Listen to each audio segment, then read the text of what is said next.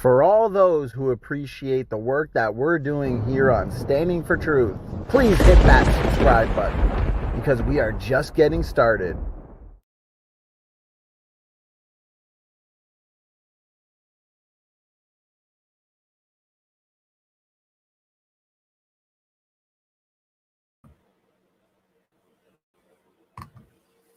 All right, guys, it looks like we are live, and I want to welcome everybody to the show today.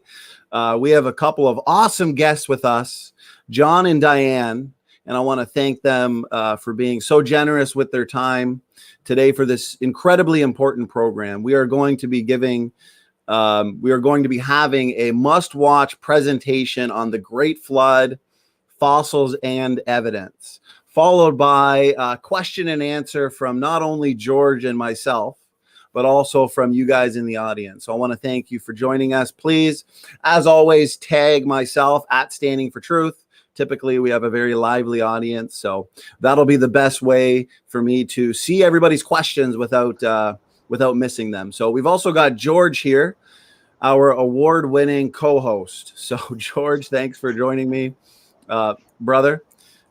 George, you are on mute, so just make sure you unmute yourself. I'm still waiting for that award, by the way. Another couple months. Remember, I'm in Canada. You're in Australia. It'll make its way there. Anyways, all jokes aside, John and Diane, thank you so much for being here with us today. I'm incredibly excited. I know George is as well, and of course our audience. So thank you so much, John and Diane. It's good to be here again, and as my grandson who's helping us with technology said, it's Saturday morning. I should be on double time. It's all right for you Americans. It's Friday. Canada is Friday, but we're down under. We're on Saturday. We're always ahead, which is really good to notice that. This is my colleague, Dr. Diane here, and Diane, you're up from Canberra. Yes, that's right. That's our nation's political capital. That's right. Yep, yes. And they even let you in COVID and everything despite. Yes. The Queensland government, that's a state government, has let me sneak over the border, and the ACT government has let me out. They might let me back in next week. These are real problems we have even within countries today. So praise the Lord for Zoom and all these sort of things that we can make use of this. So that's who we are. We're here down under, and we are going to be doing a sort of 3 or 4 part like we did last time. We've got some show and tell to start with. Dr. Diane will be introducing her subject just briefly. Then I've got some slides. Oh, Diane's got some slides really. Then I'm going to take you fossil digging, talking about the flood. Diane will talk about creation, and then it's over to you, George, and to you, Donnie. You can interview us if you like, and then over to the audience for Q&A. Do you mind if I start with something related to Joseph, Donnie? Of course, go ahead. You had Joseph here just recently because we've been getting quite a few questions from your show redirected to us. You know how you did limestone and things like that? Well, yes. I brought in 2 fossils today. Let's see if I can get it up there. One's a tiny one. The other one is quite big. All right, can you see that? Yes, I can. You can all see the beautiful fossils there. Diane, you hold that one for me, because this one is a portion of the same rock. I've got to figure out how to actually get this. Can you see the bit holding up the side there? Right, just that bit just there. Now, when you have a look at this, the person who criticized Joseph, and he did get a lot of criticism, even though he got a lot of compliments, didn't he, Donnie? He did a lot of compliments. Did a great job. So that's good. Now, there it is. It stands out well against my white beard. The person said, I'll put them down for the moment. You can do that too, Diane. The person said, just coating a fossil with limestone, a plant with limestone, doesn't make it a fossil. It's just encased. Now, one thing that most people don't appreciate, when they think of fossil, they think of something that's been replaced, something that's not the stuff it was, something that's not even there. It's just a mark on the rock. But when I hold up this here, what most people don't realize, I can peel the fossils off it, and the plant is actually still there, whether it's limestone, right? Let's get this a bit closer. This is hard to do in reverse. Oh, there's the camera right up there. All right, they take it with a good background. There is the leaf coming off. I've removed the dirt and left the fossil. Normally people remove the fossil and so that's what they do. So what we've done is show you that the fossil itself is still there. I can examine the DNA, I can pull the plant apart, I can get the chemicals. It is no different from coating it with limestone. This one's just coated with mud and clay. So thank you for your skeptical, antagonistic question, whoever you were, who wanted to attack Joseph, but you've really got it wrong when it comes to fossils. The fossils have been buried so quickly, most of them, that's why you can identify them, but they are a lot more preserved than most people think. Diane, you're our resident rose expert, aren't you? You really like roses? I love roses, yes. I noticed you've got a cup full of them. Do you want to bring them over a bit closer? Yes. Okay, now if we can figure out, there we are. All right, now, can you actually get the green one out? Yes, here we go. All right, now, just a bit of background. You were a university lecturer before you joined Creation Research? Yes, I was. Okay. What did you lecture in? Biomedical sciences. Biomedical sciences. Now, if you don't know what that word means, I don't know what it means either. I've got a few clues over the years. Diane, bio is something to do with life. Bio is living things or life, and medical is when life goes wrong. Right, so when someone gets a thorn in their flesh, yes, you can describe exactly what gory chemistry happens next. Yes, something like that. What sort of physical destruction and chemical destruction right happens, and yes. So tied in with your interest in thorns and in roses, you actually get to know something about thorns as well. Yes, we've had a look at but look, thorns. Turn that one around, yes, so they can actually see the flowers. There we are. There we are. Okay. You notice this is a green rose, folks? Now, don't give away any clues, because you're talking about things later. You might even take questions on green roses, correct? Yes, happy to take questions. But I can't see any thorns on the top part of that stem. No, there are very few thorns when the plant is still growing. But when it gets old, it does actually get some thorns. So we've got a stem here from an older part of the rose bush. So this is from the same plant? So from the same rose bush. It's been growing for quite a while. Now, if we hold up this stem. Hold it up a bit closer. There we are. Look at those nasty thorns. Careful. Yes. That it's actually got thorns. I'll just rotate it around and you might be able to. Now that's from the bottom part of the plant. That's from the bottom part of the plant. The top part doesn't have thorns. No, not when it's actively growing. So, like people, the older they get, the more thorny they get. The more thornier and cranky they get. Right. Now, look, you have one other rose in there. You live in Canberra. We have Floriart down there, our beautiful botanical display, correct? Yes. Once a year? Yes. Okay, now... The flowers grow well in Canberra all year. They vary with the seasons. Roses grow really well in Canberra because they like our temperate climate. And the politicians have got all the thorns. Yeah. Yes. Okay, now listen, pull your white rose out of there. Here we are. What's interesting about that one? Take it over close if you can. It's got quite a narrow stem, but we can rotate this around. And you'll see this one doesn't have thorns. Hey, you mean if I did that, it won't hurt me at all? Yes, that one won't. No. Right, whereas not with that other one. Show us the flower of that one. Right. It's well, this flower is getting a bit old, but it's a nice creamy colour. But it's not green. Yeah, no, it's not green. But there is a part that is green. Do you want to show them? Well, there is a part that's green. It's right at the bottom, underneath, and you'll see this on lots of flowers. See, there are some leaf-like structures there that just look like green leaves at the base of it. Now, we're holding it up near the camera so that we're doing the right thing. Yes. We have a new camera, folks, and we're not quite sure where it is on the TV screen. It looks good. It looks good. Yes, but by the time the coronavirus is all over, we'll have all this technology down to a fine art. But in the meantime, we're learning. Okay, now don't give away any more clues, Diane. Put the rose to the side so you don't tip the water over. And it really is getting old, isn't it? Hey, losing the petals. Okay, now anyway, we've made the point. We've made the point there, and that's exactly it. You see, I'm going to be talking a bit about those. I found some fossil thorns. Okay, now you and I need to think through the whole issue. Creation Research does real research. Diane, you've been involved in university. You do academic stuff. You can answer tough questions. We'll do our best. Even about roses? Even about roses. Or bodies? Yes, or bodies. And let me ask one last question. You're here today as a Christian who believes in creation, correct? I do, yes. That's why you joined Creation Research? Yes, indeed. Aha. My background is not biomedicine. I did do biology just to find out how living things work, because my background is geology. I smash rocks and find dead things. So we make a good team, don't we? Yes, alive and dead we can. Okay, and one of the things we do is produce books. So this one's by Diane and myself. Questions About Creation Answered. And you can go to our website, which will come up in a little while, and show you some of the stuff you can actually get. So we deal with questions and answers, and we're going to be taking you first to a place we'd encourage you to come and visit. Now, the good news is it won't be too long in the USA. We've just got to stage 1 in the USA with a Jurassic Ark USA. Our main Jurassic Ark is a research place here in Australia, an outdoor museum, isn't it, Diane? An outdoor museum. And in fact, we are planning a big rose garden, correct? Yes. Showing all the roses with thorns, without thorns, etc.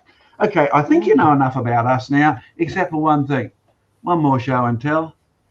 What would you do with a dirty grey bit of old rock? Well, this rock has got a real mystery inside it. And in fact, there's some Canadians watching this show. There's a Canadian actually in charge of it. And I took this rock to Canada to a university to get the fossils in it identified for sure. You keep listening and you learn some interesting things about the history of the world. We're going to swap over now to the share screen. Hopefully I'll press the right button. There we are. I know I can't find the cursor. That's it. Where's the cursor gone, Ben? There we are. We've got share screen now. That's it. Good. Okay, now you can see our website there, Creation Research. Yes, there we are. It's up and running. A little bit of a delay there. And in fact, when you have a look, I've got to get this right too. Is that the right one there, Ben? There we are. Good. I've got it under control now. There's our Jurassic Ark. And Jurassic Ark is situated in Australia near an old gold mining town called Gympie. And we told you that last time. We're just assuming that you're like most of us. You don't remember much. It started out by finding some fossils. And we've excavated the fossils, but to the point of leaving them in the ground. So the kids come along, and with few exceptions, they leave the fossil they find in the ground. The schools come along, the adults come along. This one, look at it, fully cleaned up. And in fact, Dr. Eager, I believe you helped put this back together again with a whole pile of kids, and yes. We turned it into the world's only petrified tree sundial, correct? Yes, that's right. Yes, we did. Okay, now here's a living tree. The other one's a fossil. Isn't that a beautiful flower? You mightn't recognize it. It's actually a kapok tree. And we have these growing in Jurassic Ark as well. Beautiful trees at the top, but by the time you get down the stem, look what you start to find. Now, my grandson, Danny, put his hand up against that when we were playing cricket one day and went, ah! Now, thorns, nasty. Oh, the top of the plant hasn't got any thorns. The bottom is not yet fossilized. And I'm old enough to remember a university professor who gave me a lecture in third year genetics. Yes, I did genetics to find out how living things work, as well as geology to find out how dead things are preserved. And his lecture was all about the origin of thorns. And he basically said, here's how thorns got onto the planet. Seaweed evolved onto the land and somehow turned into roses, which grew thorns to protect themselves from sheep and camels. Now, the one thing I knew is that thorns are not found on seaweed. Otherwise, you wouldn't go swimming, would you? Thorns are definitely found on roses. But I'd kept sheep. And the one thing I knew is sheep took no notice of the thorns on roses. Puzzle. Where do the thorns actually come from? Now, when you have a look, here's what your Bible says. Now, if you want to test creation and the flood, you first of all have to know something about it. Those of you who are skeptics out there, can I encourage you? Go and find out what it says first, and then ask what would the evidence be. Number one, God created. He created things perfectly. He made each creature after its own kind, e.g. roses turn into roses. He made man in his image. So if you wonder why we're creative and no other creature is, that's because we're made in the image of the Creator. And he made the world very good. Now, I've stood on thorns. I've even been to the doctor to get tetanus shots because of thorns embedded in my ankles. And it's a pain. It's not very good. And there's the rest of the story. By Genesis chapter 3, you get what the old theologians called the fall. Man sinned.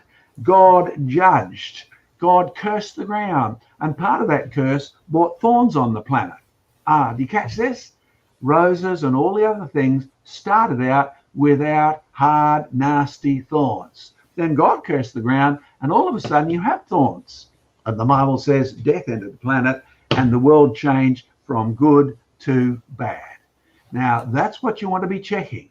And finally, 1600 or so years later, you get a massive flood because man has become so morally bad, God decides to wipe him out except for Noah.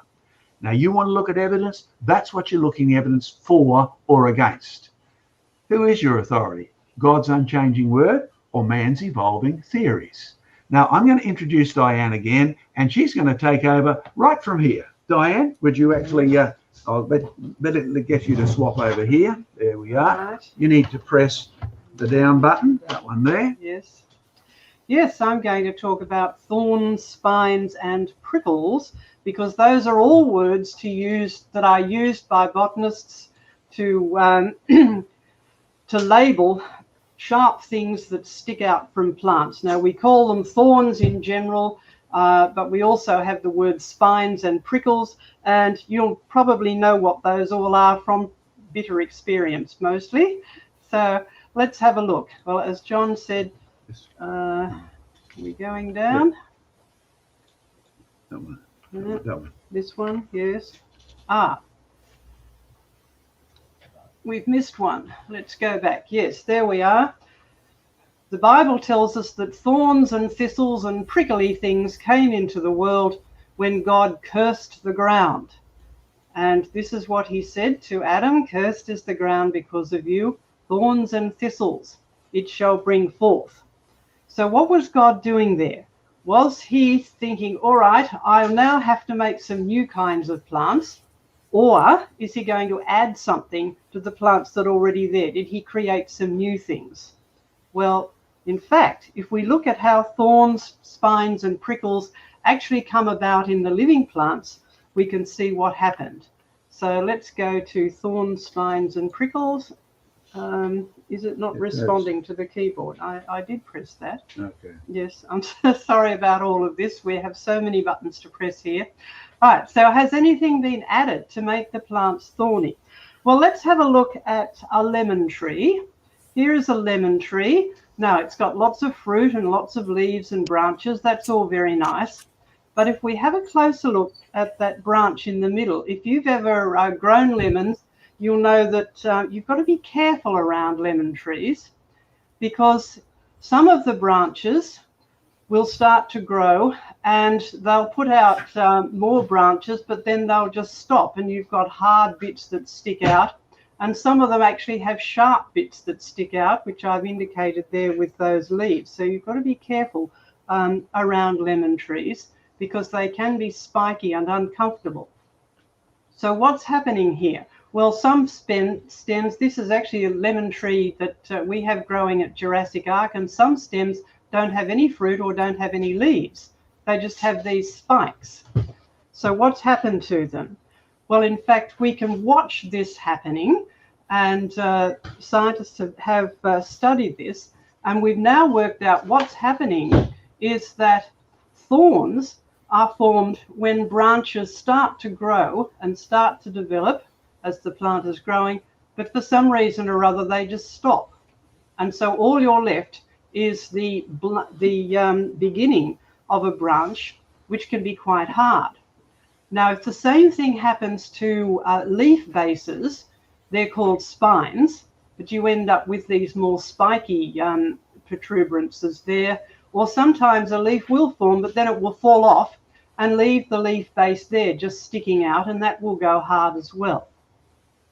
Either way, when you have thorns and spines on stems, all you've got is a loss of growth, all right, or a lack of growth.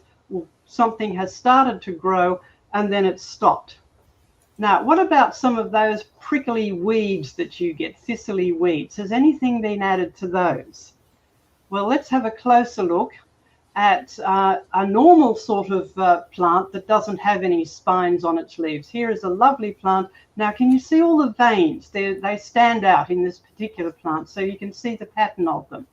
Now see how you've got a pattern of veins there that branches with the leaves, and the veins are literally like veins in your body. They convey fluids inside the plants, but they have stiff walls, and that helps the plant to stand up. It provides some structure. So they have stiff, hard walls, and in between that you've got the soft green tissue that makes the leaf. So let's look at a couple of weedy plants. Now there are some weeds which are a nuisance, but it doesn't matter if you stand on them, they're quite soft.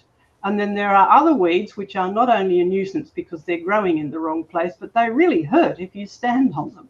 Now what's the difference between the smooth one and the spiny one? Well, if you have a close look at the pattern of veins, can you see in the smooth one, the veins go up the middle and branch out, but the soft green tissue actually goes right out around the vein, so the edges are smooth.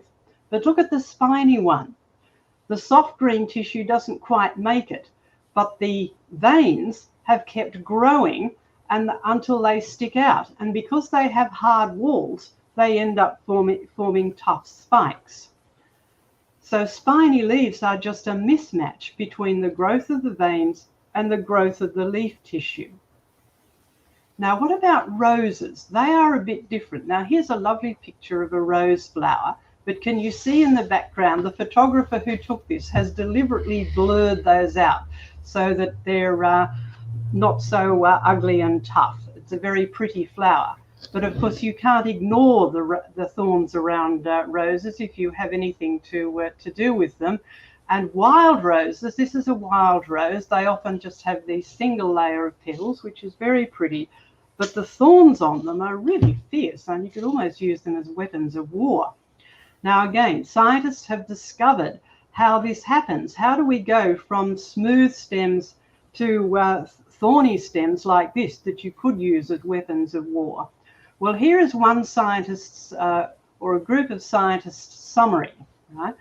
Our studies indicate that raspberry and rose petals, so raspberry bushes and blackberry bushes have these same kind of prickles, right, are modified glandular trichomes continuing to grow and eventually hardening into their final prickle morphology. Morphology just means shape or structure, as outgrowths of epidermal tissue. All right, well, that's a lot of big words, so let's unpack that and see what that means. So for a start, what are trichomes? Well, trichomes is simply a word for hairs, and they're very small. So here is a picture, it's a microscope picture of trichomes growing on a plant surface. Lots of plants have, all plants basically have them. Some of them are just so small you can't see them. And they're very, very tiny hairs, and they're there to help modify the surface and collect water and things like that. So they're useful things when they're tiny.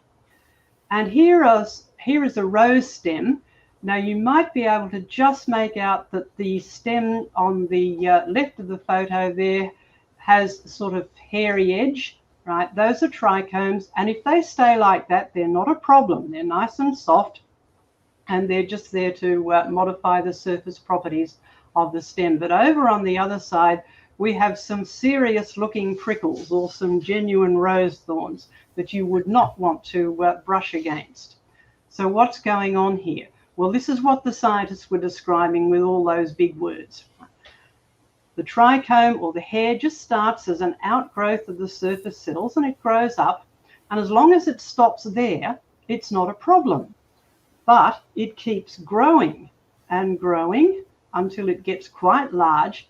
And then it goes hard because it fills up with a substance called lignin, which is a woody substance. In fact, it is what makes wood go hard. And roses have woody stems, so they have the ability to make lignin. It just has to be made in the right place, or in this case, it's being made in the wrong place because it's filling up the outgrowth and turning it into a hard, sharp prickle. So what's happened?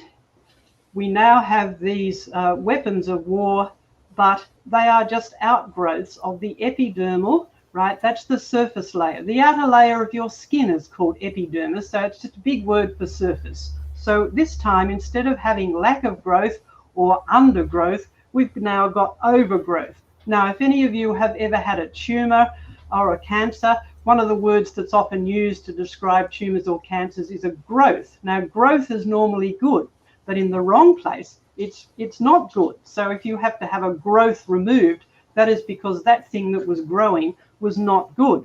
And it's the same thing with prickles on blackberries and roses. So thorns, spines, and prickles are disturbances of plant growth. Something has gone wrong with the genes that control where things grow, when they grow, and how much they grow, and when they don't grow, when they stop. So these are all degenerative processes. In other words, the plants are not evolving upwards, they're not evolving anything extra, and God didn't put anything extra on them either. He just let them go downhill. And we know from what the Bible tells us, the world started out good. The plants did not have prickles, they didn't have anything that would do you any harm, but then sin and judgment came into the world, human sin, God's judgment, and everything has been going downhill. So all the evidence we see in biology is creative design that's been messed around by degeneration. So the world has definitely changed, but it hasn't evolved. But the really good news is, I mean, that's bad news, the world has changed, but the good news is God has not changed, and that's the good news that we have for you at Creation Research. Yes, change is real, God is also real, and he hasn't changed. So we'll go back to Creation Research and learn about some interesting things about thorns in other places and other times. Yes, you'll see that our website is there, creationresearch.net. So if you want to follow up anything that Diane and I have done, or Joseph, to give you some update, our new streaming of the Iceland video and climate is now available, fully streamed on Creation Research Live. You can find out exactly details about that on the website. And now let me take you to a field trip. Yes, I still remember the professor who said thorns evolved because seaweed went onto the land and turned into roses. I'm old enough now to realize that is absolute nonsense, but I collect the evidence of it. We're at Carthage, Tennessee, not far from where the previous vice president lived. We're in the USA, and these rocks are supposed to be 450 million years old. Now, that's older than Joe Biden, no doubt about it. But are they 250 million years old? These are some of the rocks I took up to the professor in Canada, because I'd noticed, can you spot the stick on the bottom left? Can you go a bit closer and see the sharp little protrusions? Now, this plant is actually well known, but not from Tennessee.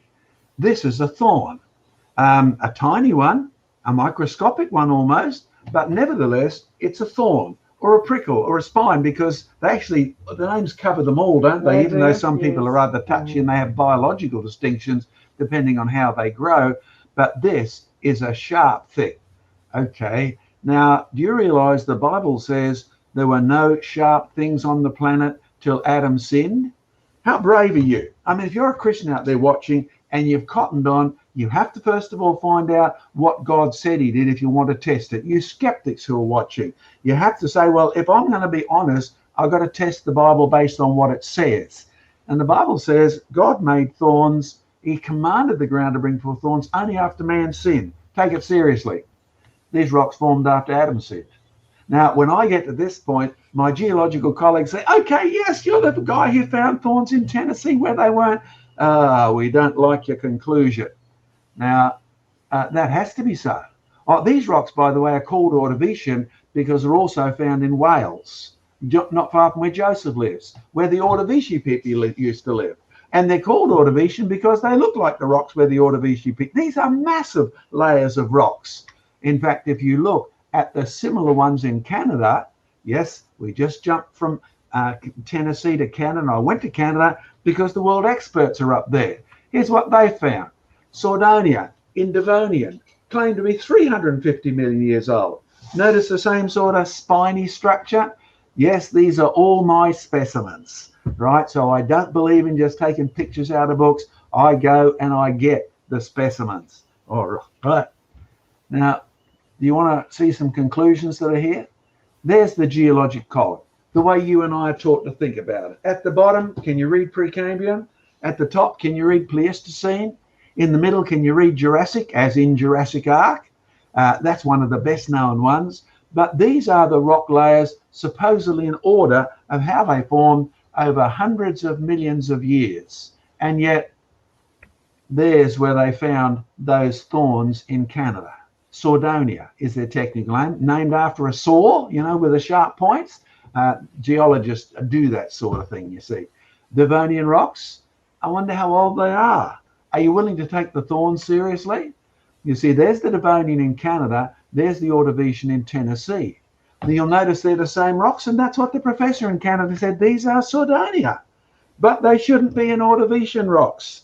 I said, why not? He said, because they hadn't evolved yet. Oh, I thought, you poor guy, you're so tied up with your theory. Okay, our find is in the Ordovician. And it's called Ordovician for the same reason the Devonian is called Devonian. They are found in Devon, found in the Ordovician land. These are massive deposits, not just little bits. And look what you find out about them. Number one, we have the world record. No need to boast too much, Diane. But number two, the prof's reaction was amazing. He didn't like the thought that they formed after Adam's sin. Not at all. Because one of the things I've discovered in geology is the chief aim of all our theories in geology is to lock God out.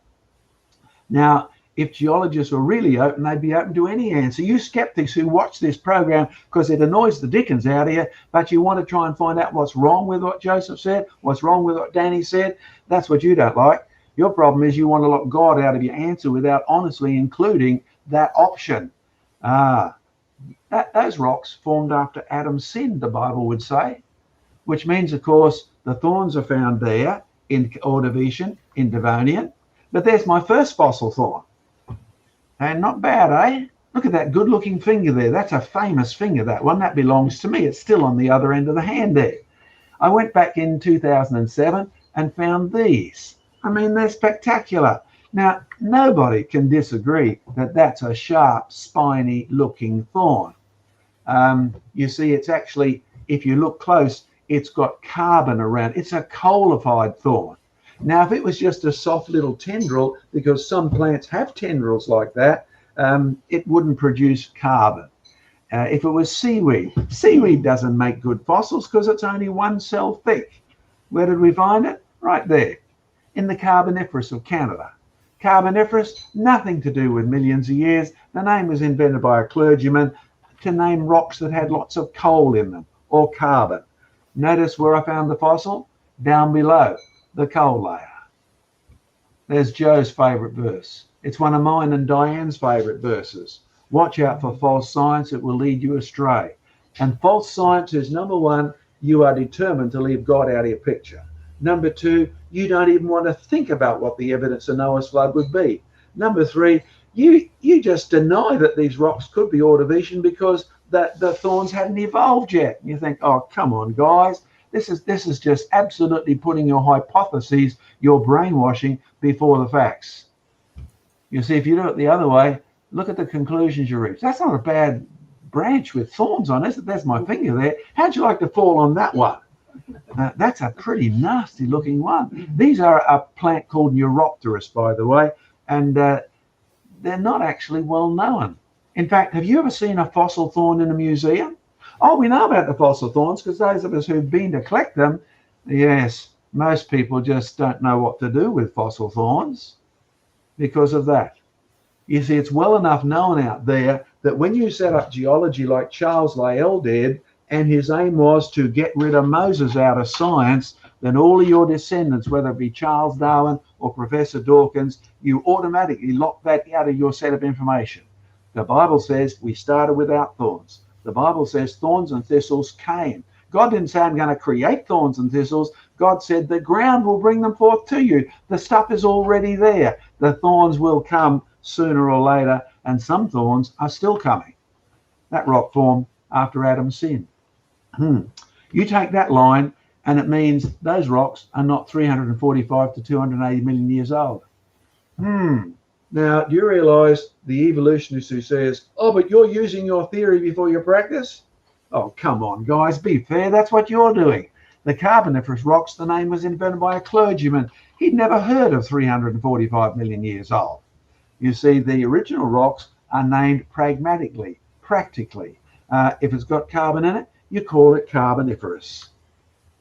Of course, if you take a biblical perspective, then those rocks are less than 1,000 years old, and they are actually flood deposits.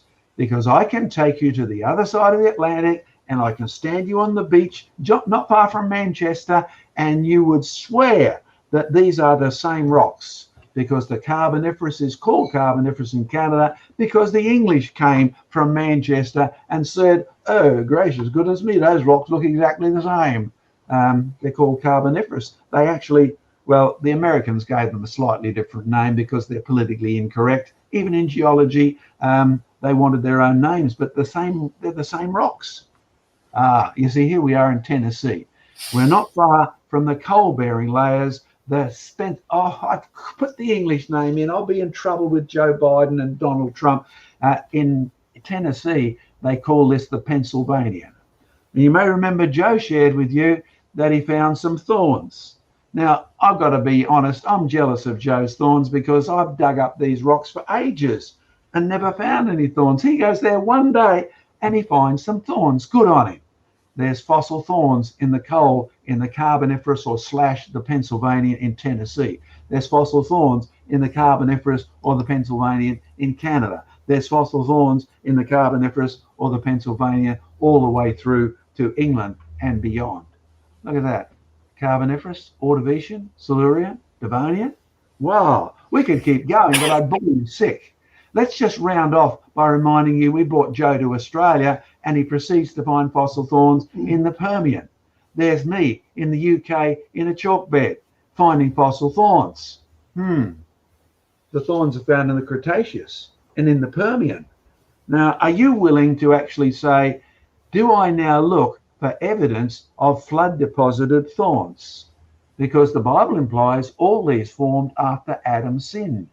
And I'll be honest with you, when you look at the fossil thorns, they're actually mostly all lined up. Do you remember the pictures I showed you? They are flat, they are washed into place. Whether it's in Canada or the USA, it's consistent. Go one step further. Are you one of those Christians out there? Because I'll be honest, I get annoyed with people who are still like I used to be. I have to practice patience here because my professor of geology was also the head of the Old Testament, and he said, just say God did it. And his God used millions of years of evolution. I've reached the conclusion that's a very foolish position to be in, because look what's on Jesus' head. Do you see what's on his head? Thorns. Thorns on Jesus' head because thorns came as a result of the sin that came into the universe when Adam sinned, and it led to bloodshed, killing, death, and thorns. And Jesus deliberately died with thorns on his head so that you would know that he was dealing with the problem. The problem's not just sin. The problem is sin and bloodshed and killing and death, but the thorns are mentioned specifically. I mean, I'll prove it to you. Revelation 22, 1-7. We're getting lots of questions at the moment on end times, perhaps because of COVID, perhaps because of uncertainty, job loss, all the sort of things that are going with these problems we got at the moment. But look at Revelation chapter 22. There will be no more curse.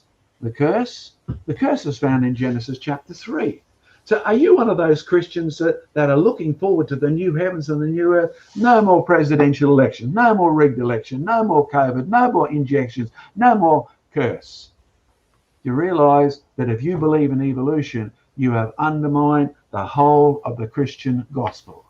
Because the New Testament, the last chapters of the New Testament promise a new heavens and a new earth where there'll be no bloodshed, no killing, no death, and no thorns. Can I encourage you? Wake up like I had to wake up. It was hard. It took a long time.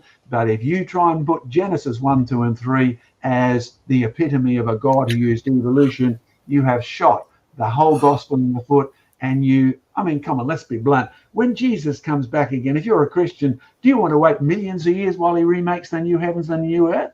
Of course you don't. Don't be silly. That's exactly what you don't want to do. Now, I'm going to try and figure out if Ben can hear me. He needs to sort of come on in here. I've got to find the cursor somewhere here. There we are. And see if I can go back to share screen. Video stop screen. There we are. Can you see me now, Ben? Can you see me now, Joe? Can you see me now? How about you, George? You're on there? That's good. Yep, I'm still here. Yep. Yes. That's good. Hey, we mastered that, Diane, with the new technology. That's pretty cool for us last generation people, I tell you. Donnie, if you want to take and just ask us some questions here, that's probably a good time to do that, and then throw it open to the general public. Awesome. Yeah.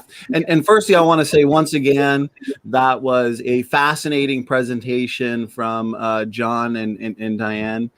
Just like your past presentation, John, and so far, Joseph Hubbard's 2 presentations he's done with us. So very informative. I love the visuals. I love the slides. So I can't thank you enough for all the work you do in defending the faith. So God bless you for that.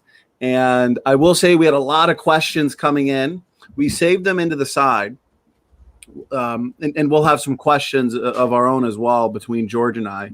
What we'll do is we'll start off with the most related questions to your presentation, and then we'll kind of move from there into, we got some general questions on the flood as well. George, I don't want to dominate, so I'll hand it over to you. You might have a few things to say, and then maybe we'll start off, George, with the most relevant questions to the presentation. Yeah, look, I'll just digress a little bit. I watched your live stream this morning, John, and it was very good. I must admit, I've never heard of this before, but I don't think many of the people on the chat have either. That was on the lateralization, the red fossil soil. Yeah. Most people wouldn't look at soil and think of it as a fossil. Can you explain the red fossil soil for some of the people in the chat? Yes, I often got into trouble and received some discipline to my rear end because I ruined my clean clothes many times as a young person sliding down the red cliffs in our area. So I became very familiar with every bump and curve. And later on, when I took up geology, I wanted to find out exactly where does it come from. Why does it always have white stuff underneath it? Why is the best clay a little bit further down? Why did the mining company come down to our Victoria Point and do an investigative dig, right? It's still there. You go and see it. What were they looking for? Well, the red bit was easy. It was iron. And the soil, well, the soil has changed because if you look at the soil today, you can say, well, soil is a fairly, it starts with rock and it breaks down and gives you tiny little bit. The longer it's been there, the littler the bits get. The plants grow in it, they turn it into carbon. But today in that area, the only soil that's forming is sort of a dirty grey with trees and that on top. If it's wet, just sort of sandy and that if it's dry. So I scratched my head and I thought, okay, what's actually happening here? Now, by the time I'm finished geology at university, I can tell you exactly what's happening. And that is that this is a soil that formed sometime in the past, right? You know, it was there when Europeans arrived because they arrived and said, oh, gracious goodness me, look, the soil is red.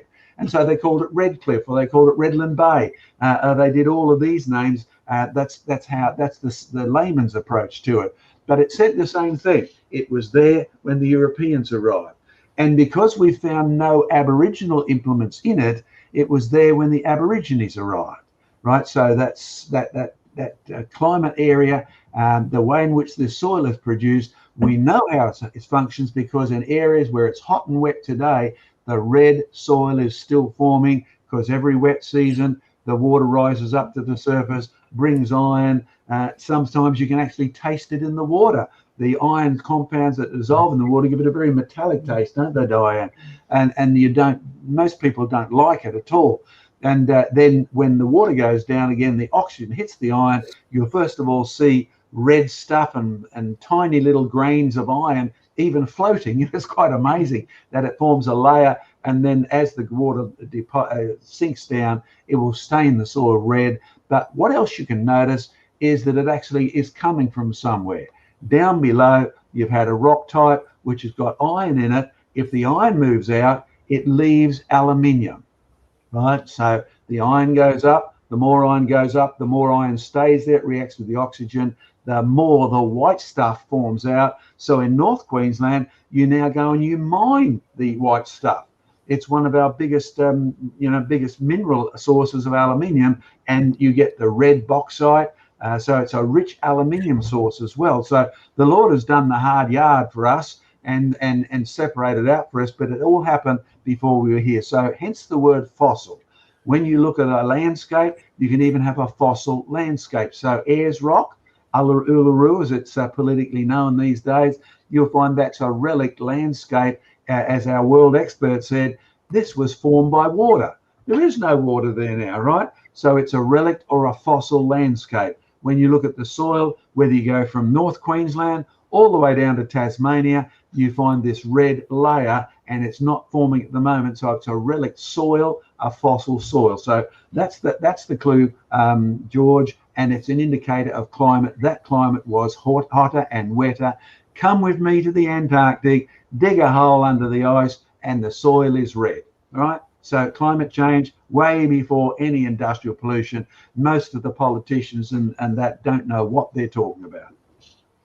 Thanks for that, John. How many in the series of that Fire and Ice?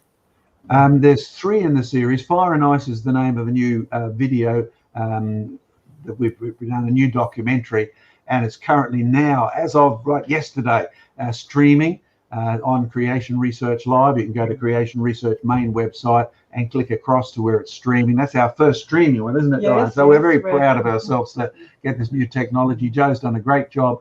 There's 3 parts to it, but they're all in one. You don't pay 3 prices, you pay once, and you can download it onto your phone. It should be available as an MP4 as of today or Monday, at least from our main shop. So that's what's available. So it's a part, but you'll also notice there are other DVDs and now streaming as well on climate that we've done. I was asked many years ago by a group of farmers, what's a biblical view on climate? So I really had to drag out all my university notes, get a talk ready, and then match it to what the biblical view said, because that's what they asked for. The local mayor was a church person, and he wanted to know, well, is this caused by us farmers? Are we to blame? Or is it just part of a bigger cycle than we're being advised? So there's another couple of those in the DVD series. What I really got out of today's live stream, your live stream, was how fossil plants can tell us a lot about the Earth's past climate. That was very interesting. It's specifically where we have ice today was not necessarily ice in the past. About the Vikings. Yeah, once they finished watching this SFT program, I believe that program, this morning's program, is stored on YouTube and our YouTube and our Facebook channel. So flop over and have a good look at what we said there. Look on the one for climate, or Joe Hubbard and John Mackay, etc. And yes, you can. So that when you look at, say, plants like ferns and tropical plants or subtropical plants, what you find is in a coal seam, you mostly have plants that only indicate that it's been not too hot and not too cold. Now, I say that because when people say, oh, this was a swamp millions of years ago, and you look at today's swamps that are accumulating plant material, well, the biggest peat bogs are in the cold areas. In Florida, you have peat bogs. I've walked through them, pursued actively by crocodiles, as it were. You will find that the peat doesn't build up at all. So therefore, the type of plant in the coal seams, which is a warm, a world which was subtropical, is absolutely beautiful, but it's also a flood deposit. If we were doing a whole section on coal, I'd grab out my little horseshoe crab, which I found in the middle of a coal seam, alongside a brachiopod in the middle of a coal seam, alongside of beautiful tropical tree ferns, and they're all together. So it's not just a different climate, it's a world which is being washed in. It's a flood deposit as well. Thanks. This question came from the chat. Luca Medugno asked it. He says, DNA from a fossil plant. I did not hear that. Right? Am I wrong for sure? I think you mentioned. I think you mentioned when you were showing that fossil, you could say. I think that was all the way at the beginning. Yeah. Oh, this one right here. Yes. Yeah. Yes, that one there. Yes. Yes, if you want to extract everything you possibly can, then you can go and look for it. Right? In other words, the plant's actually here. So when you look here, I'll hold that right up, put my hand behind it if I can get that there. Can you see the fern still there? Yep. Right, so you can pull that off and look at the whole cell structure, etc. And anything that's capable of being preserved will have been preserved, right? I've got a question here, George, if you want me to take the next one. Yeah. I've got quite a few relevant ones to the presentation. One came in from Rue from the Dot. Thank you so much for your question. Rue says, what makes the growth of prickles wrong? Is it because the growth isn't leaves? Diane? The growth of prickles, as in rose prickles. Well, with all of them, it's wrong because they do damage to people who, if you've ever been pricked by a rose thorn, they can give you a penetrating injury which can easily get infected, and people can get very sick. So they're wrong in terms that they're there to do damage. In terms of how they form, why is that wrong? Well, it's interesting. The reason we found the growth factors, or we've that determine with, say, lemon trees and citrus trees, people are actively looking for that because they want to make the trees more productive so that they will grow more leaves and more fruit. So it is wrong, as in not good, that branches will form and then they just stop growing or the leaves fall off. So that makes the tree unproductive. So it's unhelpful to the plant. So it's unhelpful to the plant, and it's unhelpful to the people who have to work with the plants. Right. Now, having had thorns that I've mentioned that I had to have the doctor cut them out, in Australia it may not be an issue, in America it may not be an issue, but it was certainly in Australia, tetanus. You have a lot of horses, you have horse poo everywhere, and the little tetanus bug, which does a wonderful job at the horse poo, does a terrible job in your finger, and your jaw will lock up. When I was a kid, we used to call it lockjaw. Do they still call it that? Yeah. And anyway, from a point of view of its interaction with man, the thorns and the thistles are very negative. In a world that was very good, you could not have got tetanus. You could not have had lockjaw. So there is a negative effect all around, a negative on the plant because it wastes energy making things that are no use to it. It produces less viable product of fruit, both for itself and for you. So overall, bad or not good is a good description. Yes, that's right. And in fact, we reported on a recent study into those growth factors on citrus trees. It's in our fact file, which is another website we have. It's linked to the main website. If you just go to the front page of the main website, you will see a button called fact file. Just go to that, and that is our archive of science reports, where we send out a newsletter every few weeks where we trawl the normal scientific news, see what's being found, and explain to people how this is actually good evidence for creation or the flood or whatever is relevant. But it's good evidence for God's word rather than for evolution. We archive all of those. So if you go to that and look up citrus trees or citrus genes, they're actually tracking down the genes because they want to grow lemon trees and citrus trees that don't waste their time starting to form branches or starting to form leaf bases only to have them fall off. They want to make the trees more fruitful and less dangerous for the people who have to work with them. Well, that's a great, very informative answer. Yeah, go ahead, George. I apologize. No, that's okay. I was just going to ask one of the questions. When you were showing the two plants, the smooth and the prickly one, one of the questions in the chat came up, why did that get away without getting cursed? I think he's referring to the smooth one. Why did the smooth one didn't get the thorns, but the other one did? Okay, I'll take the first part and Diane can answer the more important part. But here's what we've done at Jurassic Ark. Now, remember at our Jurassic Ark, well, I hold up our brochure. I've got a slip commercial in here. If you're coming to Australia, come and visit Jurassic Ark just outside of Gympie, or go and have a look at our free trip to Jurassic Ark, or pray for our Jurassic Ark coming up in Tennessee, Jurassic Ark 2 or Jurassic Ark USA. Because one of the things we do is show you that for every variety of plant with thorns, there's usually a plant that doesn't have thorns, but may very well be on the way to producing thorns. So that plants are getting more thorny as we get towards the present. So when you think of God cursing the ground, he said the ground will bring forth the thorns. It did not necessarily happen straight away, and in some cases it's still happening. So Diane, you like to walk people through, and in fact tell them, and we'll get to the roses that they've asked in a moment, but what's your favorite garden that I make you do the explanation for? Yes, we actually have a garden called Genesis 3, where it's a messy garden. It's a messy garden. We are the only gardeners who don't mind if a few weeds grow in our garden. Right? Because it illustrates the point. God did not say every plant will become thorny. He just said there will be thorns, there will be thistles, it will be a nuisance. However, God is still providing for us. After all, he originally created the plants to provide for us, to provide as food and for shelter and for a beautiful environment, and that matters to God.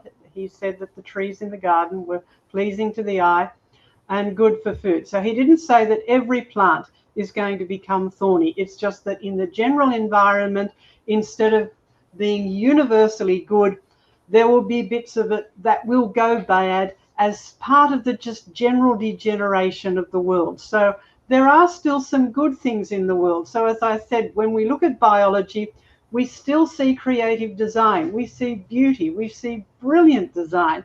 But we also see how it's gone wrong around the edges. So it's God's mercy that not every plant has gone wrong. But a lot of plant kinds have got the potential for that. And that's one of the things we do in this particular Genesis 3 garden. Up one end, we've planted the varieties of a particular kind of plant, they're bromeliads, and they have smooth, soft leaves that you can run your hands along, and they're really nice and smooth and soft.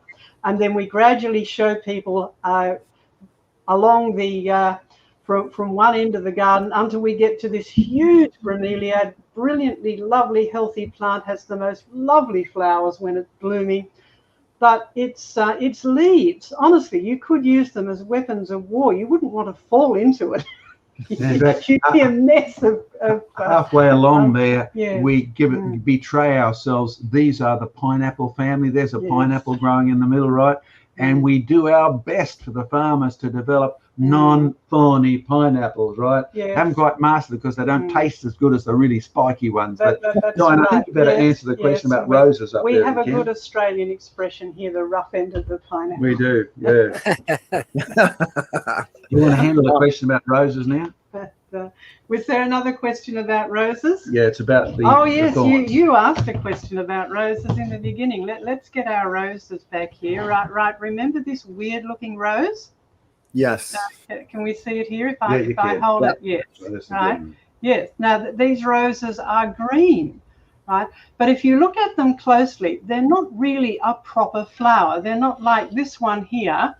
Even though it's starting to fall apart, if you separate out the petals in the middle of it, or if you saw my photo, remember the photo of the wild rose, which only has one row of petals.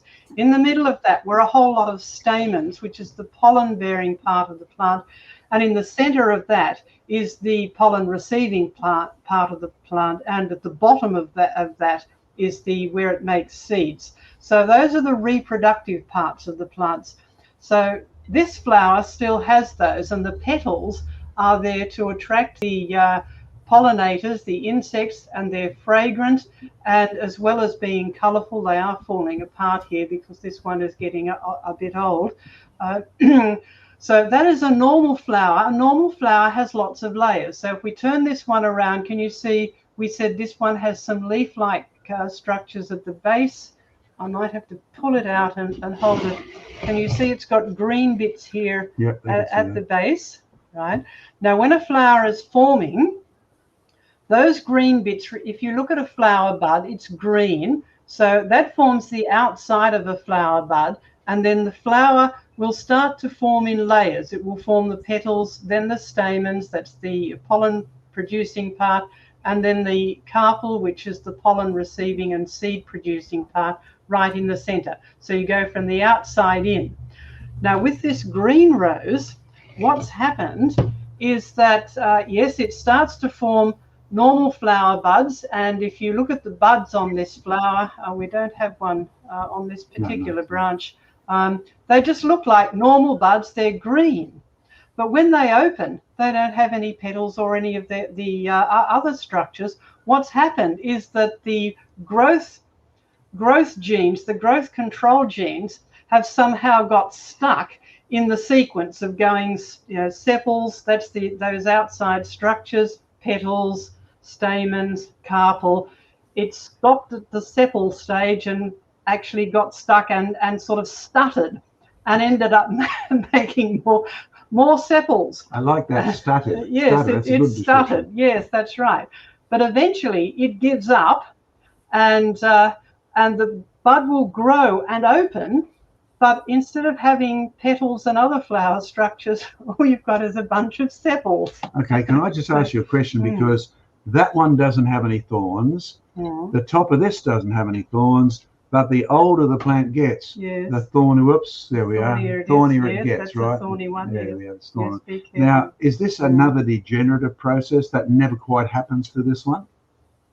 This is the thornless one. We paid a fortune for the thornless one, right? And they're trying to they copyright these thornless ones. So this is the bottom of the green one. Is that what happens to it? Well, this is more like the original rose, the original rose plant. So these thornless ones, they've been highly bred, where rose breeders have looked at a whole lot of rose plants. Right, that is the least thorniest one, we'll breed that one, and they keep on going more until they get no thorns on them. Now you end up paying for that in terms of sometimes they don't have very pretty flowers, or they have no fragrance or something like that, but these have been highly bred. This one, these do get propagated because some people like these green flowers, even though you can't breed from them. But this is more, the thorny one is more like the original thorny rose that's been around ever since God cursed the ground. Ever since we found them, that's right. So, because these have been propagated before their flower structure, and the thorns have just come with it. Yeah. So basically then all of those processes are largely degenerate, right? And we are doing our best to work backwards to thornless roses, and we are charging people for it. You can't make cuttings and sell these because we have patented it. So yeah, gene technology, a little bit of use in diabetics and in thornless roses. So what's your next question? You're muted, Donnie. Standing, you're muted. We're muted. No, I'm back. We're back. All right. I apologize. I was just saying I love how I appreciate how informative and detailed your answers are. So thank you so much for that. The next question is very related as well. This one comes in from Andrew Cummings. So thank you so much for your question, Andrew. He says, question for guests. Why are the modifications to epidermal tissues detrimental and not just simply modifications? Let's put it this way. They're detrimental to you in this case, a point Diane's made over and over again. And when God cursed the ground, he said a curse is a negative word. I mean, someone comes into the room and say, I curse you, I curse you, I curse you. They never say, oh, that's so nice. It's got a negative connotation totally. So number one, it's negative right from the beginning. Number two, all our history tells us that these modifications are not necessary for survival. They have no survival advantage whatsoever. Remember that professor who said, oh, the roses evolved sheep to stop the camels, roses evolved thorns to stop the sheep and the camels. Well, I happen to keep sheep. My sheep loved roses, and their tongues just went all the way through the thorns and ate the rose. That's detrimental. The camels are even better at it. I mean, they eat stuff off the thorn trees. The only place you will find that thorns are beneficial is go to the police department and ask them, how do you protect your house from criminals? And I say, plant roses under the windows, and it's not to keep the sheep out. So you will find that this is negative in terms of people only. So if you're looking for evidence that fits the biblical record, that fits it. If you look for the neutral one and say they're just modifications, it doesn't fit it at all. They are way more than just modifications. Diane, what would you like to add to that? Yes, and it's the same with the spines and the the thorns that are formed when branches fall off. Doesn't help the plant. It doesn't stop animals from eating them. I can remember a farmer's wife telling me she had a beautiful rose garden. In fact, the sheep broke into her rose garden. She had it fenced off, and because they love it. Roses are edible. They're nice, aren't they? They're nice, actually. So the animals like them as well, and they like the fragrance of them. So it doesn't work that they don't deter animals particularly well. Animals are very good at getting around them if they think that the flowers are particularly flavorful, and some roses really are. One of the clues, I think, is if you go back to some of the older translations, it says, "Cursed is the ground for thy sake." Now, the English has changed a bit, so the modern translations say "because of you," because it is because of us, sadly. But if you think of it, "Cursed is the ground for thy sake," it is for us to get the point. I like it. Yeah. So that's the reason. It's so that we don't go along in blissful ignorance thinking, oh, the world is wonderful. Yes, the world is full of wonderful things, but we do see the things that are gone wrong, and that should be a wake-up call. Right, this world is good, but it's full of things that are not good. What's happened? What can we do about it? It's a wake-up call for people to want to see that they need a savior and to go searching for him. In other words, you get to a point in life where you say, it's got to be better than this. And Jesus says, you're going to have to wait to the new heavens and new earth. So you Christians out there, don't stop talking about thorns and roses, because you have to make sure people can understand why Jesus had thorns on his head and why he's coming again to make a new heavens and a new earth. John, amen. Very well said. Very well said. Go ahead, George. Go ahead. Your turn. Yeah, John, I was just reading some of the things people were commenting on in the chat, and I think they've missed the point, really. The skeptics have missed the point. Your point about when thorns actually did evolve compared to what the secular explanations are, they just missed the point completely. It's a bit like the grass and the dinosaurs. Until they found that dung, they had to change their story. And the work that you're doing with the thorns in the various layers, I think, will lead them to change their story yet again. Well, what you're saying, George, and I haven't read them all, the questions, but most people, we look at the geological and we say that's how it's found around the planet. Right now, I've traveled much of the planet, way more than most geologists have, and you can't go anywhere on the planet where you can find that whole sequence in which every part of it is in order. You simply can't. We've got one drill hole in Montana that comes the closest. It's drilled at 15,000 feet, but most people, of course, have never dug through that to see it. I've sort of got it all filed on my computer as to what the file log was and everything, and that's the only one you get that even comes close. But you'll find there's 90% of it's missing anyway. And when you find a fossil in the rock, you have to ask, did it live here? Did it die here? Did it get buried here? Because otherwise, the geologic column is not the record of the history of life. It's simply the record of where things are dead. I'll repeat that so you get it. It's not the history of life.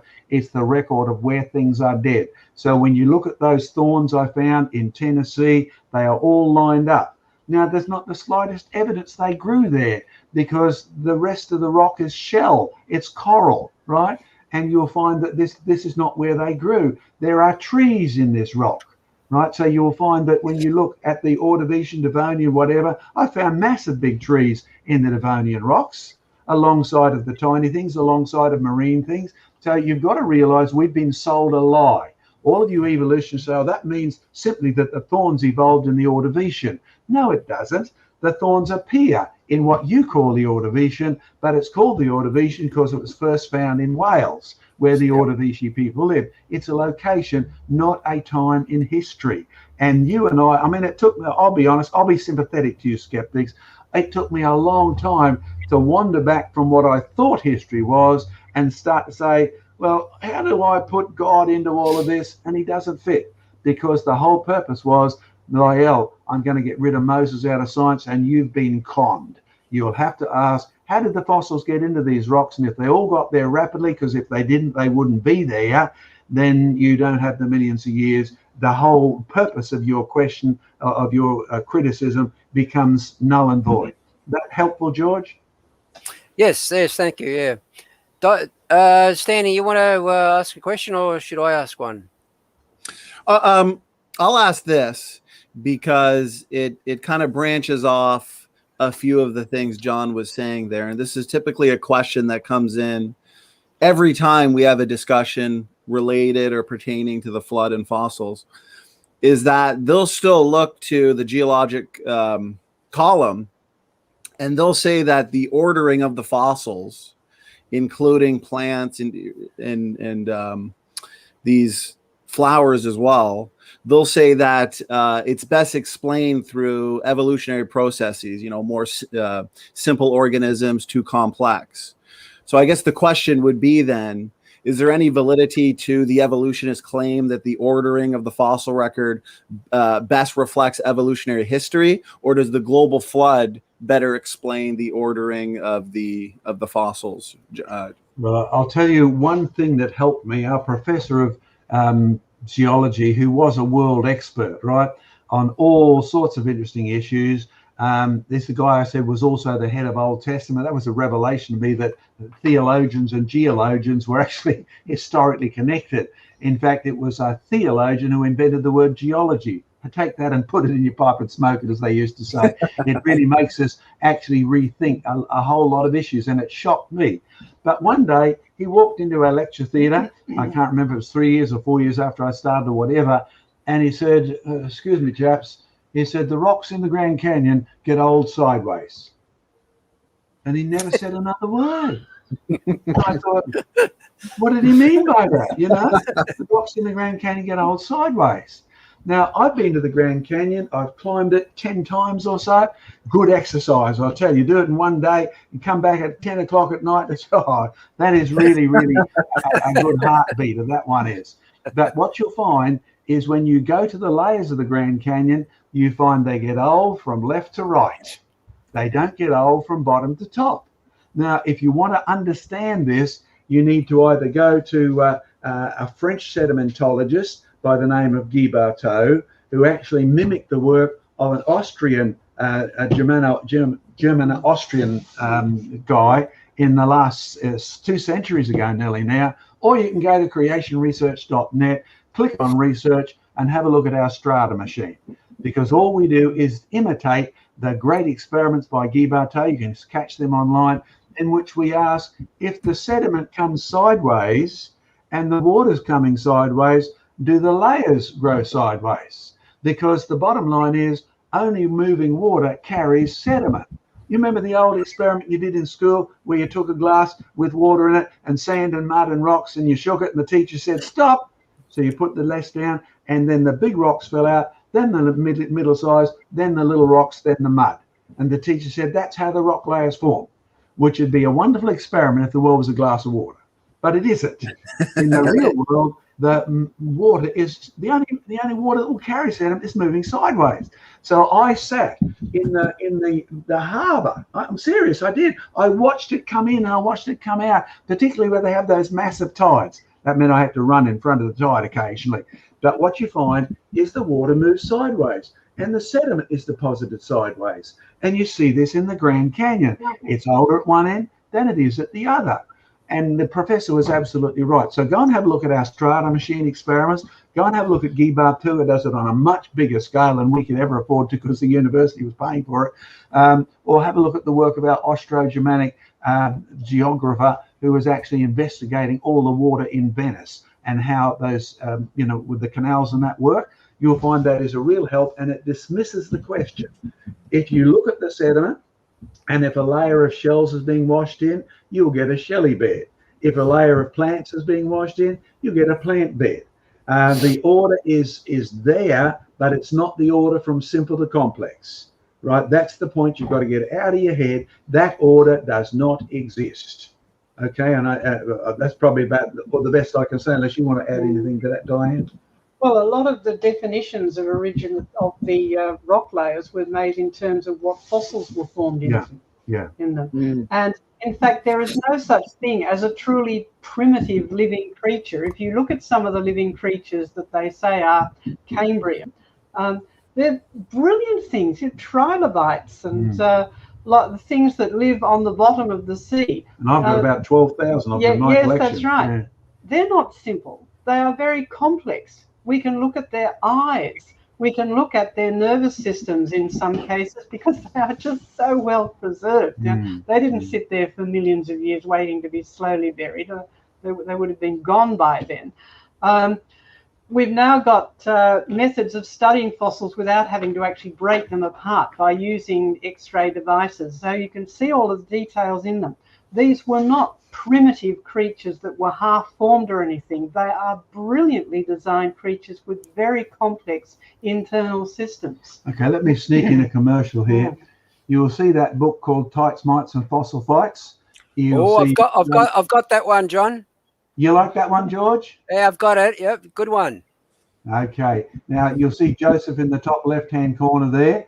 I'm in it, Diane's in it, and it's a lot of the experiments we've done at Jurassic Ark, just showing you how fossils form and how layers form. And if you can grab a hold of it, go to our website, see if it's available in your area. It's not available all around the planet, but England, Australia, I think it's the USA, you will find that a very, very helpful indeed, because it's not only what we've done, it's full of pictures from around the planet, right? So you'll have a look at the experiments, you'll have to look, it's just beautifully done. So enjoy that. Tights, Mites and Fossil Fights, featuring Joe, featuring Diane, featuring me. John, coming from an engineering background, we've done quite a few flume experiments while I was at uni for 4 years. We've done flume experiments from dam failures, water penetration, velocity of water through different shaped channels. I'm still amazed that even though we show them empirical evidence of strata being formed through moving water, evolutionists for some reason still reject it. They say, "Oh, that's a scale model." Well, what do you expect? What do you expect? Well, it does take time, because I'll be honest, I struggled with this whole concept. I was so brainwashed with bottom got there first, then the next layer, then the next layer. You showed me anything different, my immediate reaction was to reject it. Now, we had an open day a few years ago, and one of the geological engineers brought a friend along to show their strata machine, because we deliberately ran it. Now, he watched that experiment 3 or 4 times and sort of scratched his head, because everything he thought couldn't have been true if that was true. He could see that dilemma. But he came back the next year, and he came back the next year. And in reality, by the time he's seen this 10 or 12 times, he says, that's what happens. That's real science, right? And as one water engineer explained this to me, because I was trying to figure out, how do we demonstrate that the layers are in the water, right? And the sediment is being sorted because the layers are already there. The layers are not formed by gravity. They're actually in the water itself. And he said, well, every plumber knows that. I said, what do you mean every plumber knows it? He said, that's what happens to pipes. They fill in from the outside, and they're all in layers. And when a pipe travels, it actually goes slower on the outside, then faster and faster in the middle. In fact, we see God using this principle, don't we, Diane? Yes. Where do we see it in the body? Laminar flow, and it happens in your arteries, in your bloodstream. So the blood actually sorts itself into layers, so it works most efficiently. Yes, that's right. But the big heavier cells flow in the middle, and the red blood cells on the outside is the plasma. So whether you're talking about blood or you're talking about strata, we have been so lied to that we cannot see it. I couldn't see it for ages until I'd done the experiment over and over again. And I really am grateful to one university librarian, because she came to me and she said, have you worked the roots of Johannes Volta? And I said, no, I got copy and I can translate it for you. And it was Austro-German, right? And I got a copy of it. And this was all about, if you go through the shallows of Venice, and his job was to figure out why Venice is sinking, all that sort of stuff. And he actually walked all the way along the thing at low tide or whatever they have in Venice there. And he noticed that the layers don't get old from bottom to top. They get old from left to right. My professor was right. But then again, my professor wasn't the first to observe this, but observe it he did. And that's the weakness. All of you who think the bottom layer got there first and the top layer last have not observed a single layer formed at all. Go and sit in the bay and see what happens. Go and look in the rivers. Go and look in the bloodstream. Go and look in the strata machines and see how it actually works. That's why God said test everything and check out what's true. John, if I had designed the Leaning Tower of Pizza, it wouldn't be leaning. Yeah, you just destroyed the whole tourist industry, mate. I've got a question here that sort of doesn't relate to our topic, but it's about the flood model. They say, how do you best explain the big 5 extinction events in the young Earth creation worldview? Okay, when you have a look at Australia, we are minus a Tasmanian tiger at the moment. A few sort of rumours every now and then, they're still in existence. It sort of looked like a half dog, half cat with stripes on.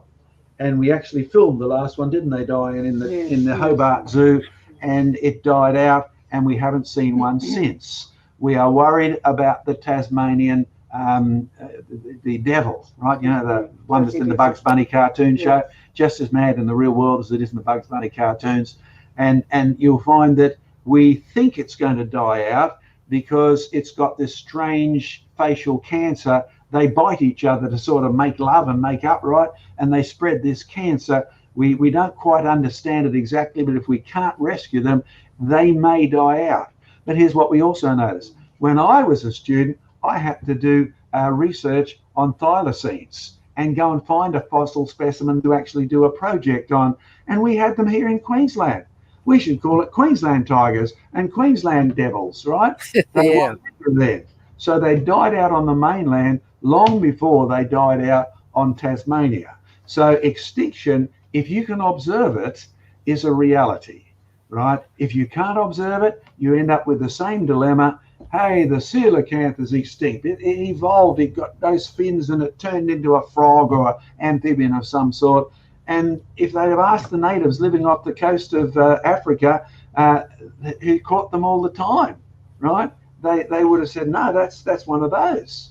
And they found it in Christmas Day 1938, if my memory serves me correctly, or just before Christmas Day, when they caught a living one for the first time, and it hadn't changed one bit. Now, here we have a creature that was regarded as extinct purely because Europeans hadn't seen it, right? And so that's the problem with any theory of extinction, that you are arguing from the negative. You're arguing, here it is in the fossil, I can't see it today, it must be extinct. Here it is in the fossil, that's the last time it lived. A bit of a contradiction here, because you are treating the fossil record as the record of death, right? But normally you treat it as the history of life. So all you know in the rock record is, hey, I find the fossil here, I can't find it today. It may or may not be extinct. The coelacanth wasn't. Quite a few others. One of our professors in Australia here, he sort of became famous because he found a living fossil. What was it? One of our gliders, one of our possums, right?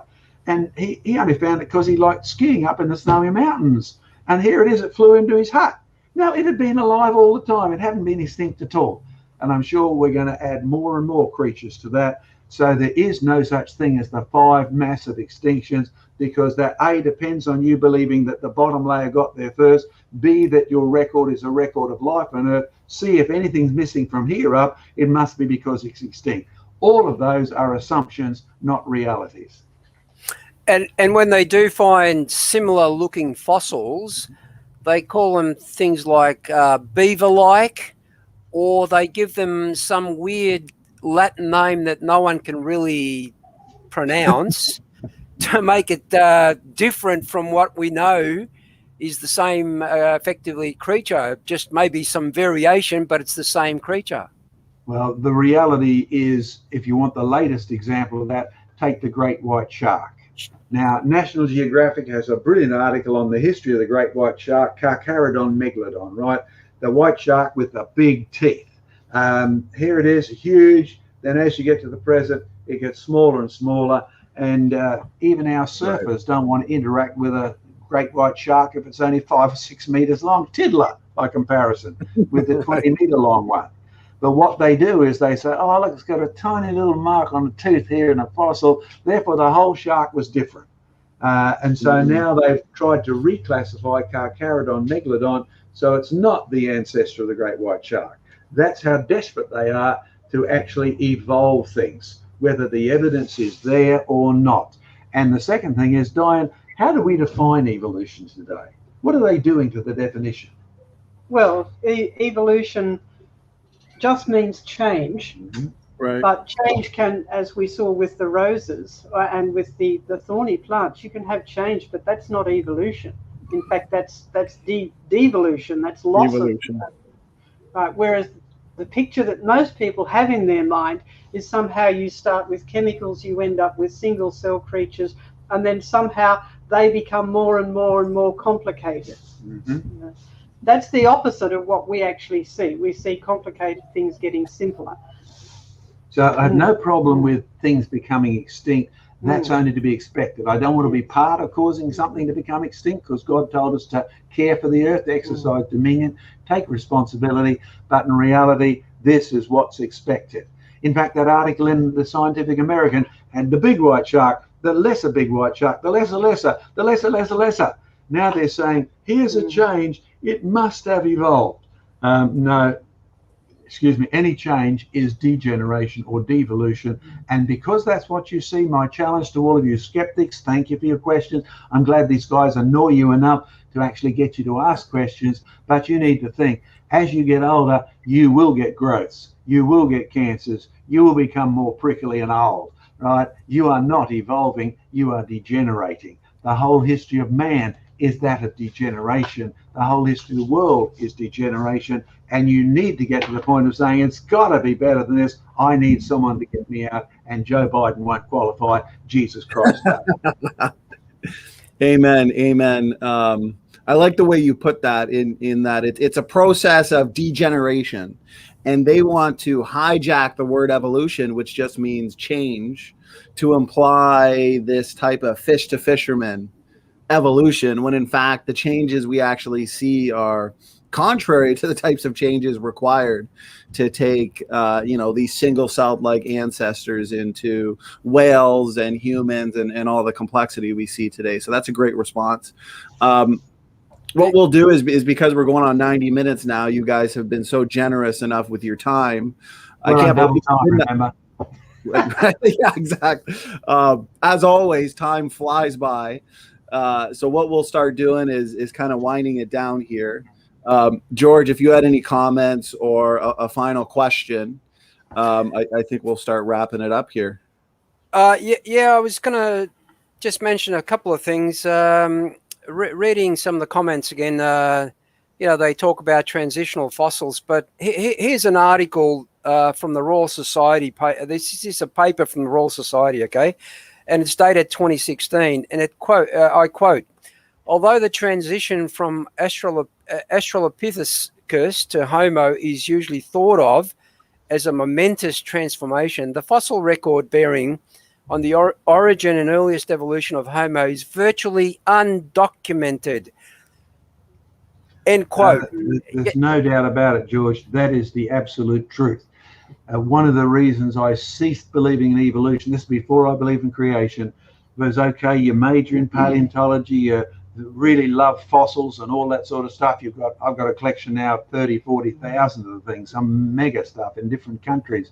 And the thing that is true of Charles Darwin's work in 1859, have a look at his chapter on geology. I think it's chapter 10 in the first edition, where he said the weakest part of my theory is the fossils, right? They do not show the progression from simple to complex, whether it's up to date dealing with Australopithecus, whether it's coelacanth, whether it's any of those. And I'll be honest, I had to agree with that statement even before I left university. So I'd ceased being an evolutionist before I got out into the real world. But in reality, all the time since then, digging up, working in mines, all those sort of things, there's not the slightest evidence for evolution. take that and check it for yourself. It turns out to be 100% true.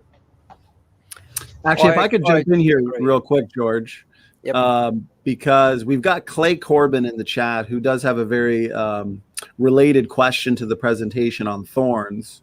If I could, I'd like to get it in here because he asked a while ago, which came first, thorns or thorn-shaped spittlebugs?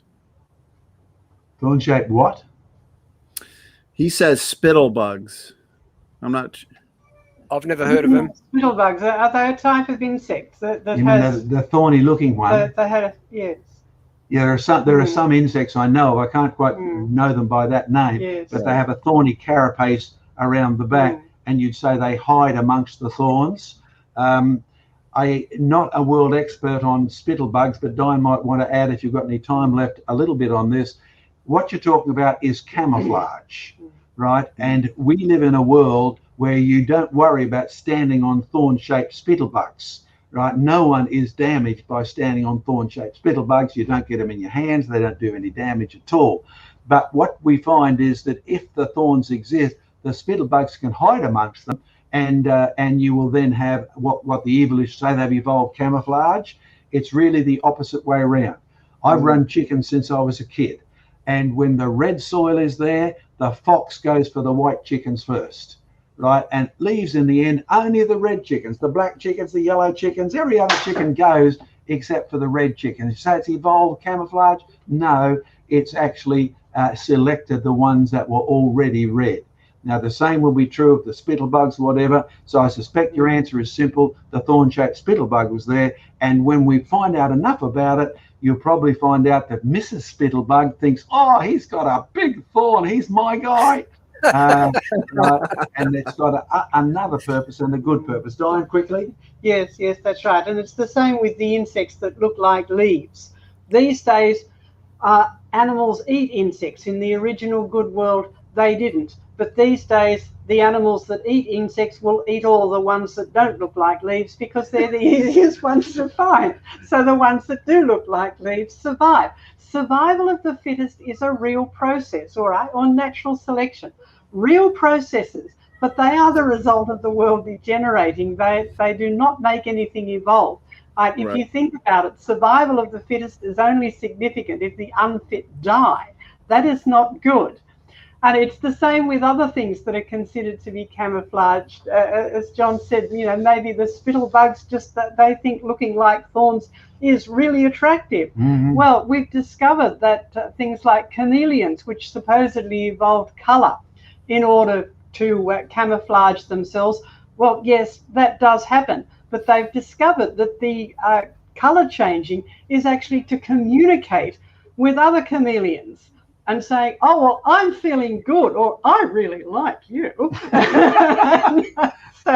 And even dinosaurs, they're even discovering that the frills and excrescences that they had were probably for species identification and for attracting mates, because they wouldn't actually be particularly good at protecting them, because they've actually tried to see, well, is this really going to protect the dinosaur? No, it's not. So all of those things, yes, they do work in this world to camouflage things or to hide them, because we live in a world that is kill or be killed, survival of the fittest, struggle for life. Those are all degenerative processes. So just to give one last point then, if you want any more on that, go to creationresearch.net, search for the fact file, because all of those items are stored on the fact file, or search Q&A. So it's creationresearch.net, search fact file, or search Q&A. We'll look forward to seeing you. Amen. Great response. And I always like to say our hope is in Christ.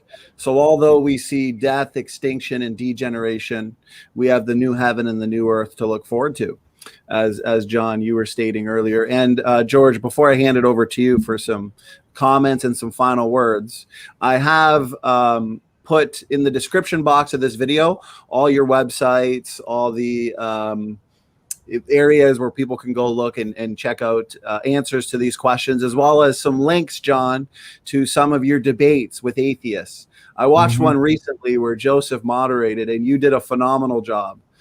You answered all his points, and I was very impressed. I really enjoyed that debate, as well as your more informal debate with Richard Dawkins. I watched that years ago when I first became a Christian, and I was amazed at your answers to his questions, and the dialogue was it made me realize how strong our answers are and how evidence-based our faith is, essentially, when it comes to young earth creation. So all of that's in the description box, guys. Check those out. Those debates, discussions are a must watch. And yeah, that's all I got to say, George. So over to you. Thanks, Danny. Can I share something on the screen? I think people find it funny, but at the same time, they find it informative. So I'll just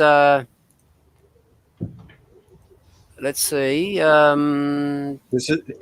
This is George's first time screen sharing on air, so this is a big moment, George. Can you see? Can you see that? No. Nope. No. Hold on. George, make sure. Click the share, then click the box that pops up. It'll highlight the share in the bottom right-hand corner. It'll highlight blue, and then you'll be able to share your screen. We got it. We got it. Here we go, George.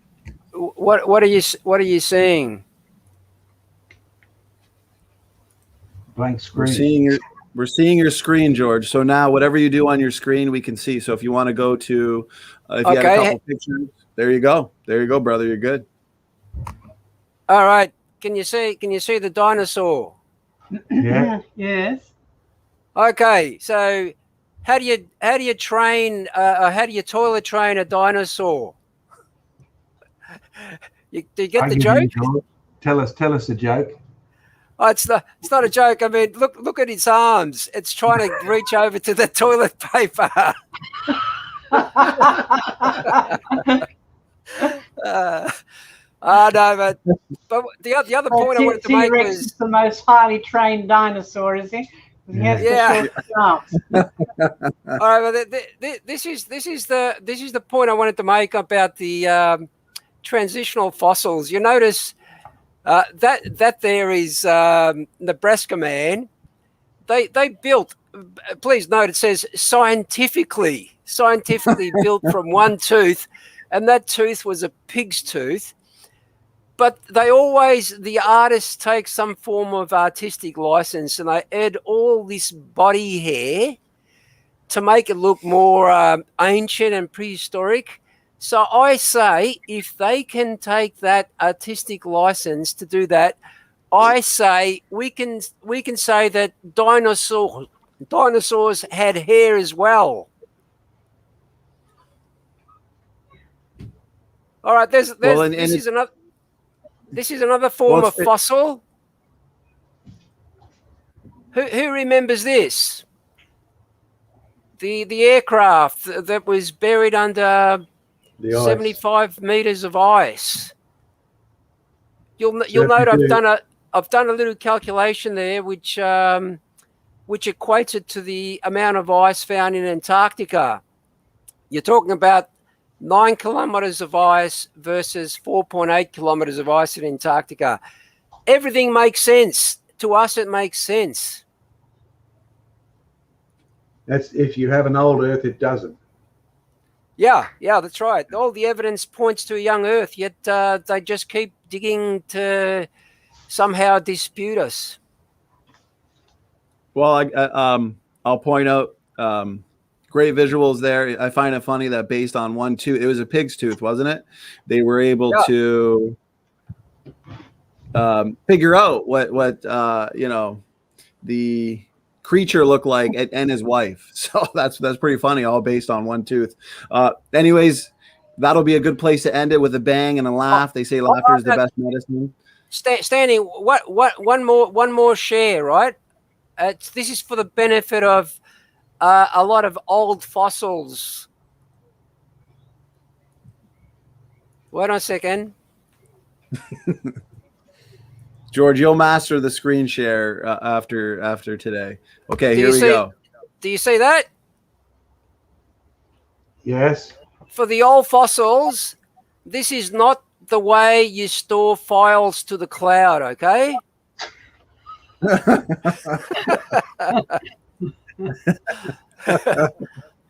George, I don't know where you find these. I don't know where you come up with these, but good job. So I'll say, yeah, go ahead, George. Go ahead. John, if you're ever down south again, we have to go to my place up at the high country. Okay, Yeah, you missed out. You missed out last time. Yeah, I certainly did. The government nearly caught me too. Well, I'll say great job, everybody. Great job, George, there. Let's wrap it up here with some final words. Thank you so much, John and Diane. I really appreciate you giving us your time. Your ministry has been an incredible blessing between you two and Joseph. Some fascinating, some amazing presentations that I hope everybody shares, because the more this information gets out, the better. It's the truth. It's important. So some final words. I want to hand it over to our guests, John and Diane, for some final words before we close it out for the night. Okay, Diane, you first, then me. Yes. The evidence in the living world is design followed by degeneration. The world is full of good things, brilliant design. That should point us to the designer. The world is full of things that are going wrong. That should be a wake-up call. Something has gone wrong. Something has to make it better. Where can we find that person who can make it better? Well, obviously, it's the one who made it in the first place. So look to the Creator, look to the Savior, the Lord Jesus Christ. Okay, I'll summarize the whole of history. It's a line I like to use. It really represents good to bad to worse to Toronto. That was just for you, Donnie, over there in Yes. So you'll find that that is the real history of the world, and you can check it, right? You can test it, and hence the scripture says, test everything and only keep the things that are true. And in the end, the truth is a person, and his name is Jesus Christ. Amen. Amen. Well said. Amen. Well said. George, some final words? I just want to say God bless to John and Diane. Thank you for coming to our show and giving us your precious time. And I'll certainly be tuning into the other two series of the Fire and Ice. John, they were excellent. Me as well. Yeah, me as well. Okay, guys, everybody to the audience, thanks so much for your questions. Please share this around, and for more information, please check out the description box with all the relevant links and websites. So everybody, God bless. Standing for Truth is out. Amen.